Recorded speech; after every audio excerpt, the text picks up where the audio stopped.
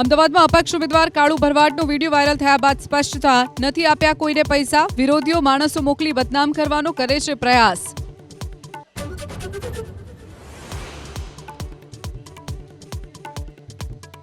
અમદાવાદના શેરકોટડામાં ભાજપ કાર્યાલય પર હુમલો, ડોર ટુ ડોર કરી રહ્યો હતો પ્રચાર ન કરવાનું કહી એક વ્યક્તિએ માર માર્યો, પોલીસે નોંધ્યો ગુનો.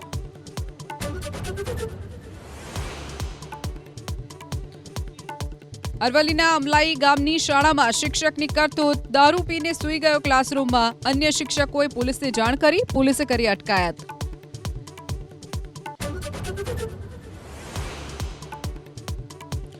કોંગ્રેસ અધ્યક્ષ મલ્લિકાર્જુન ખડગેનું વિવાદિત નિવેદન, પીએમ મોદીને બોલ્યા આતંકવાદી, બાદમાં કરી સ્પષ્ટતા કે આતંકવાદી નહીં પણ આતંકિત બોલ્યો.